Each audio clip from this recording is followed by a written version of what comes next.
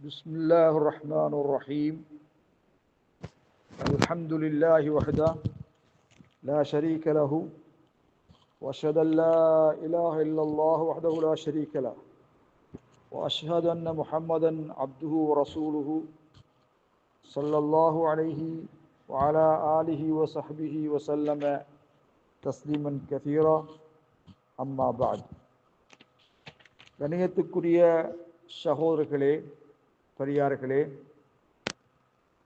எல்லாம் வல்ல அல்லாஹு ஜல்ல ஷானுஹு தஆலாவை போற்றியவனாக புகழ்ந்தவனாக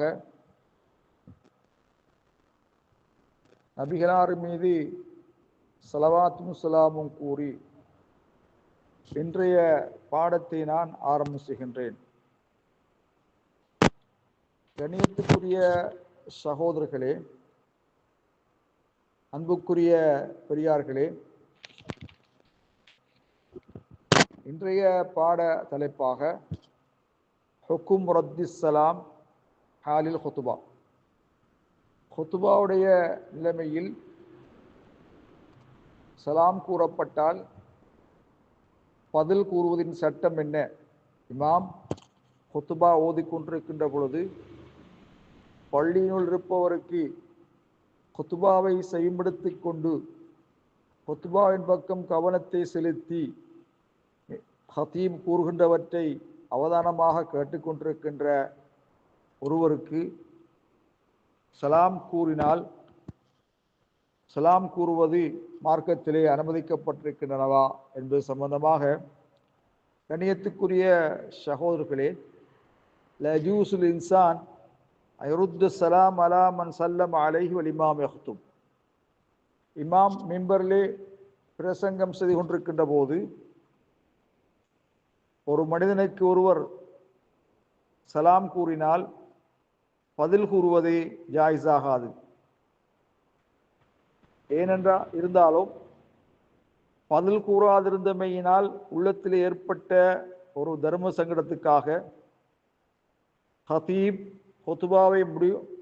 ஹுத்துபாவை பூர்த்தி செய்ததற்கு பிறகு அவசியமாகும் அல்லது வாஜிபாகும் கடமையாகும் ஐருத்து அலைஹி ஸலாம, பின்னர் சலாத்துக்கு பதில் கூறுவது அவர் மீது கடமையாகும்.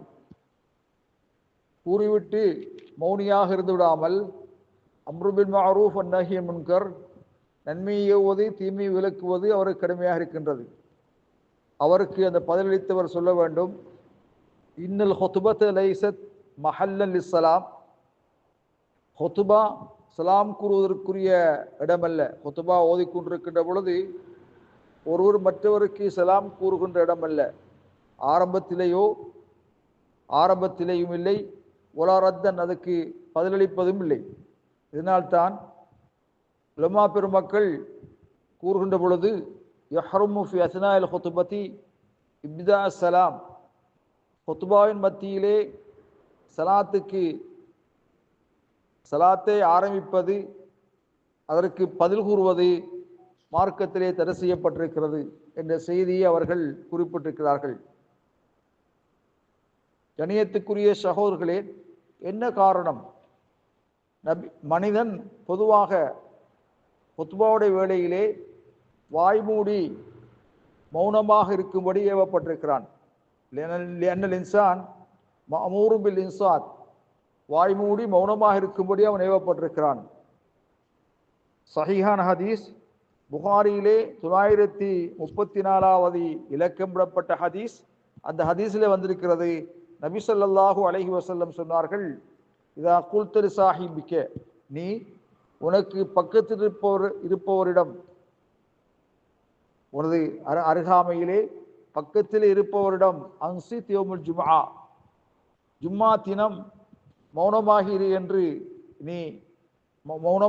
என்று கூறினால், வல் இமாம் யஹ்துபு, இமாமோ மிம்பரிலே பிரசங்கம் செய்து கொண்டிருக்கையில் அருகில் இருப்பவரை பார்த்து அன்சித் என்று கூறினால், வகத் லகவுத்த, நீ வீண் பேச்சு பேசியிருக்கிறார், அவர் வீண் பேச்சே பேசுகிறார் என்று ஸல்லல்லாஹு அலைஹி வஸல்லம் சொன்னார்கள். அல்லகு வீண் என்பது கருத்து என்னென்றால் உலமாக்கள் குறிப்பிடுகின்ற பொழுது சொன்னார்கள், அன்னல் இன்சான் லா யுக்தபு லஹு அஜ்ருல் ஜும்ஆ, அந்த மனிதனுக்கு ஜும்மாவுடைய கூலி எழுதப்பட மாட்டாது. ஜும்மா நிறைவேறினாலும் கூட நன்மை எழுதப்பட மாட்டாது. நன்மையும் எழுதப்பட மாட்டாது, அவருடைய சிறப்பும் அவருக்கு எழுதப்பட மாட்டாது. மேலும் என்ன காரணம் சொன்னால், இந்த சிறப்பிலிருந்து அவர் தடுக்கப்படுகிறார். சபபி அன்னஹு இஷ்தகல பி கலிமத்தின் வாஹிதத்தின், ஒரு வார்த்தையை கொண்டு பராக்காகியதின் காரணத்தினால், அது அவருடைய தோழனை பார்த்து அன்சித் என்று, பக்கத்தில் இருந்தவரை பார்த்து அன்சித் என்று கூறியது. அந்த வார்த்தையை கொண்டு அவர் பராக்காகிய காரணத்தினால் அவருக்கு இந்த நன்மைகள் சிறப்புகள் எல்லாம் தடுக்கப்படுகிறது. கணியத்துக்குரிய சகோதரர்களே, ஒரு வார்த்தை ஹுதுபா வேளையில் ஒரு வார்த்தையை கூறியதற்கு நிலைமை இப்படி என்றால், பேசுவதற்கு உரையாடுவதற்கு மார்க்கத்திலே அனுமதி இல்லை என்பதை தெளிவாக வழங்குகிறது. வல்லாஹு அலம் பிஸ்ஸவாப்.